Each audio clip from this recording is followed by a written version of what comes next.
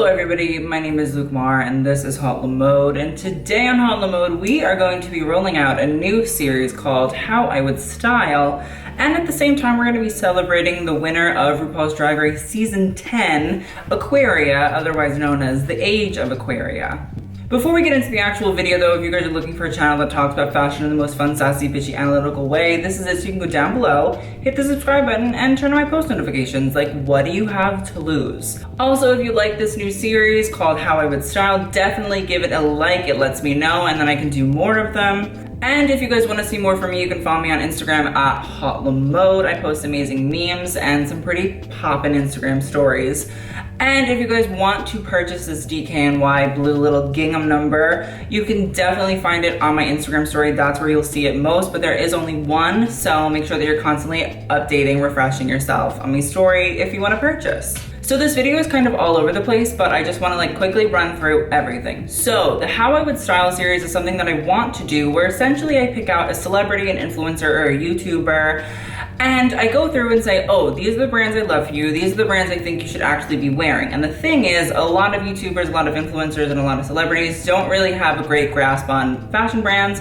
You know, younger fashion brands or their stylists don't really know all that much from what I can see of the YouTube people, so they need a little bit of help. So I thought, you know what, let me just be a generous person and say, here are the brands I think you should be working with, here are the brands that are definitely gonna make you look great, and we'll put it all together. I mean, I don't know if they're gonna start wearing these brands, but if they do, run me my fucking check. Please, thank you. Make it out to Luke Mar, aka Hot Mode. The other thing is, some of you guys wanted me to talk about my favorite or my least favorite looks from season 10 of RuPaul's Drag Race. And the thing is, I don't really know anything about drag besides the show.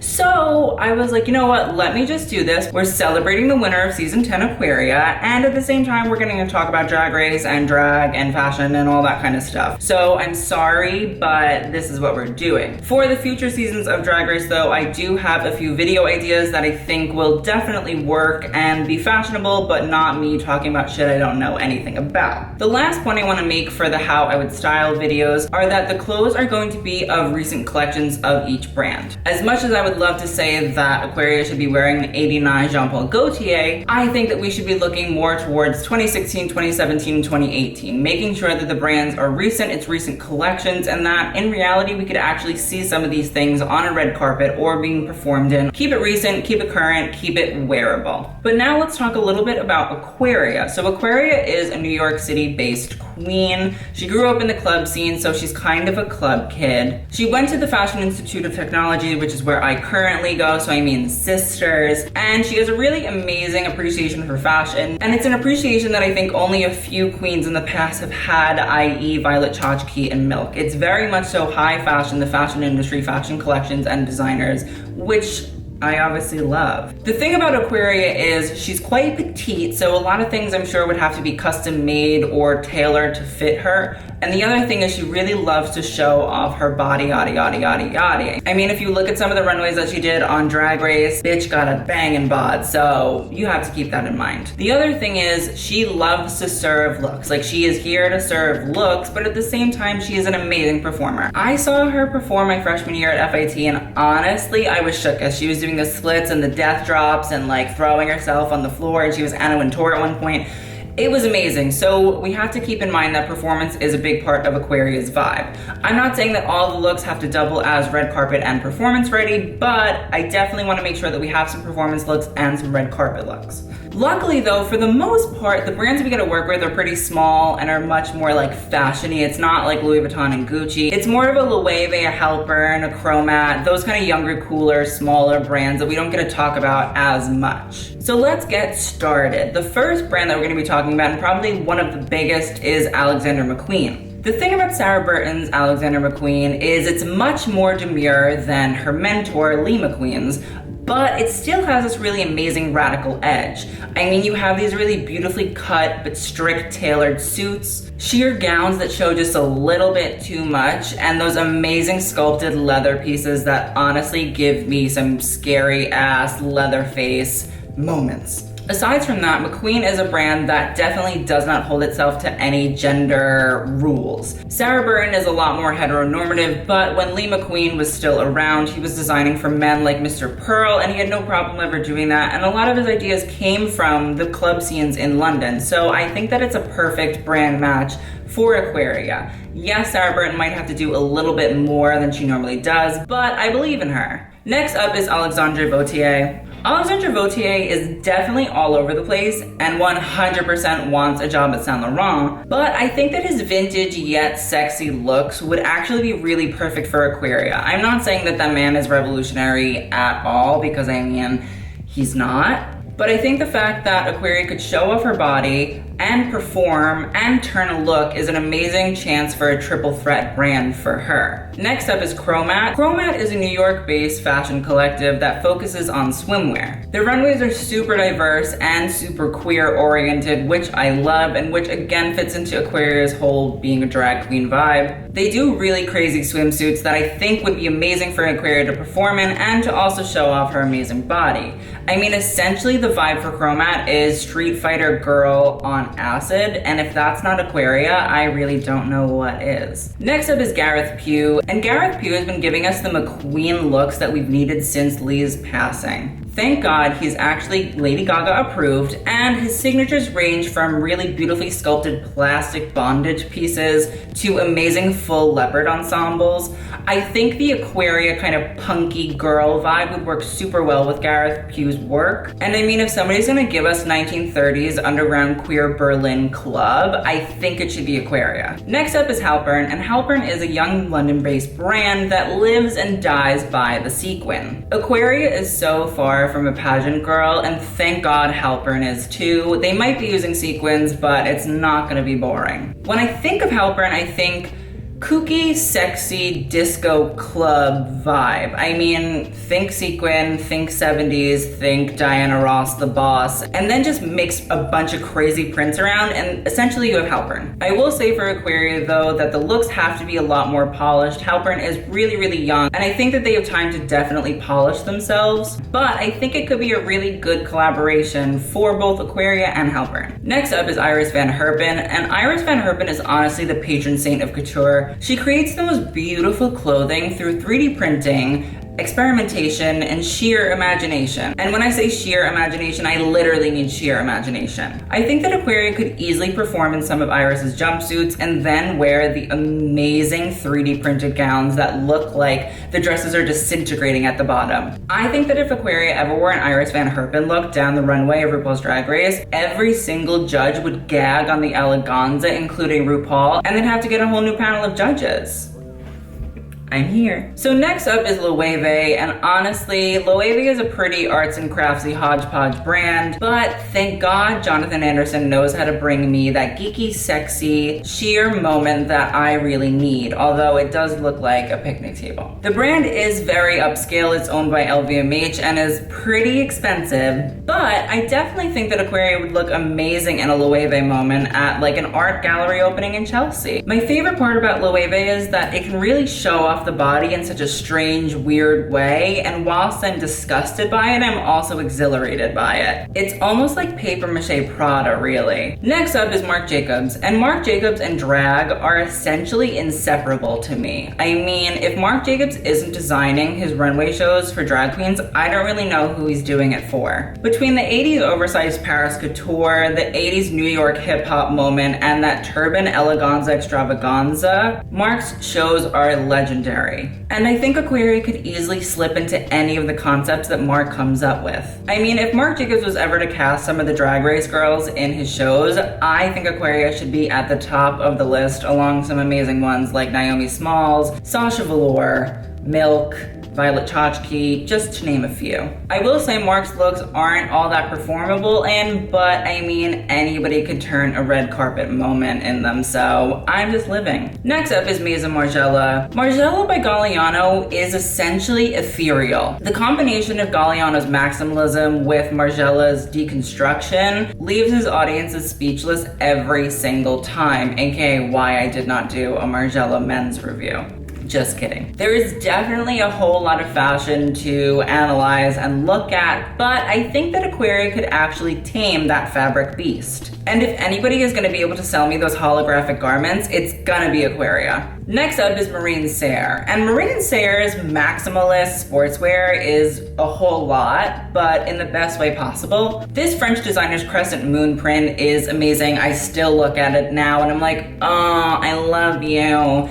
She makes amazing bodysuits out of it, which I think would be great for Aquaria to perform in. Marine Serre's work is the mixture of fashion and sportswear in the most sincere way possible. And I don't think that she has any Marine Serre girls, so I think Aquaria should be one of the first. And anytime that we see Aquaria wearing Marine Serre, we can just say she's serving a look.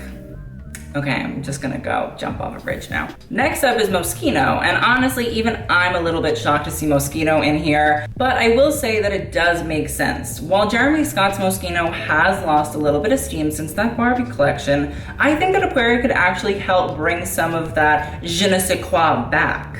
I mean, the brand is known for mocking the fashion industry, and Aquaria won Snatch Game, so whether it's bad biker chicks, avant-garde flower dresses, or the casual Playboy bunny, concepts are where Jeremy Scott and Aquaria are both super comfortable, and I think that that means that Aquaria should be walking the Moschino runway, not even just a brand ambassador. P.S.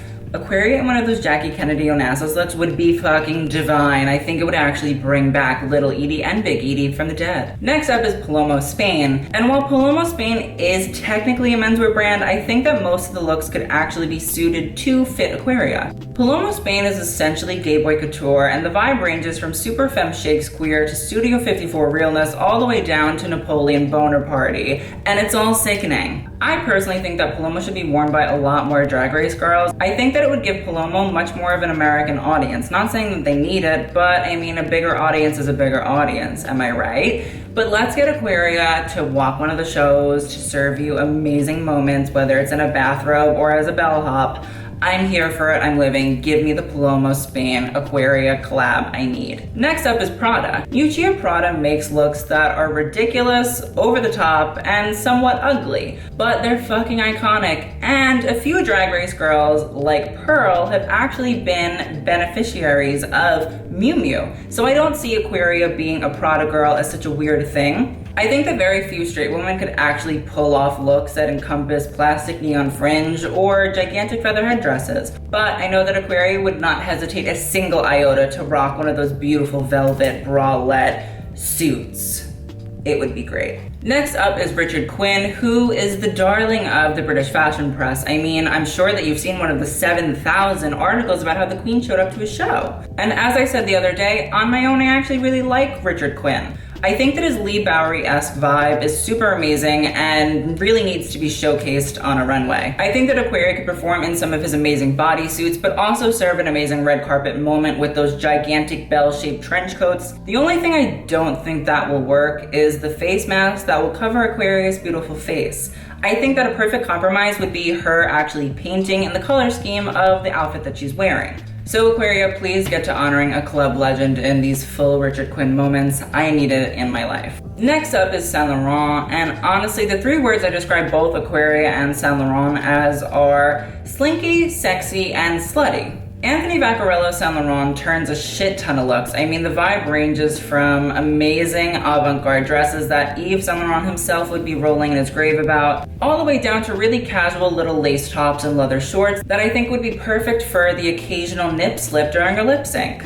Also, let's talk about the boots. House down Saint Laurent boots. They should never be forgotten about. They're amazing, they're iconic. I want a pair. So this is a really easy combo. So Anthony meet Aquaria, Aquaria meet Anthony. Now YSLPR, get the fuck on it. Thanks. Next up is Thom Browne. Thom Browne is fashion showman.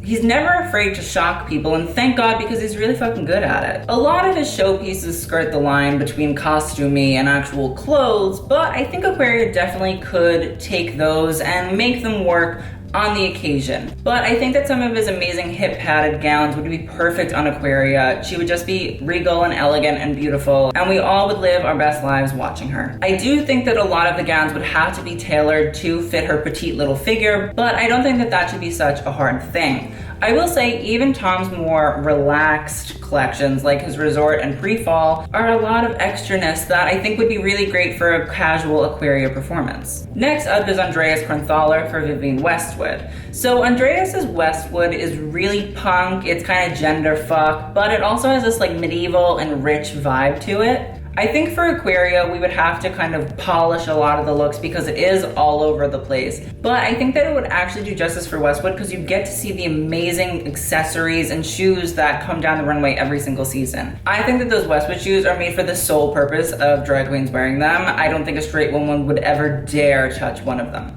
Finally, we're going to be talking about Y Project. So Glenn Martin's Y Project is one of the only fashion brands still willing to push the envelope. The pieces are super ridiculous, but they're also super wearable if you have the genitals to actually wear them. Luckily, a queen like Aquaria is never afraid to turn a look no matter how crazy it is. I mean, whether if it's those oversized knee-high boots or those crotchety cutout denim shorts, I think that there is so much for Aquaria to choose from. I think that a lot of the pieces could be performance-based and a lot of the pieces could actually be red carpet ready. I think that this is one of the few brands that actually has a performance component and a real red carpet serving look. There isn't as much showing off the body yada yada unless you're talking about like the inner thigh, but besides from that, I mean, who gives a fuck? I think Aquaria would be fearless in Y Project, and I mean, Y Project already is fearless, so this seals the deal. So that is the video. Thank you guys so much for watching. I hope you enjoyed. I'd love to know all of your thoughts. I kind of stayed away from the shoes and accessories point because I think that Aquaria really wouldn't be holding a Chanel bag trying to collect tips, but I definitely will include those in future videos, so don't worry about that. I also really want to know what you guys think of the series. I want to know what you think can be improved upon, and I want to know who you guys want me to actually talk about. I have a few people lined up, but I'm always open to suggestions. So again, I want to thank you guys so much for watching. I hope you enjoyed. I'll see you guys on the next video on Thursday, and TTYL.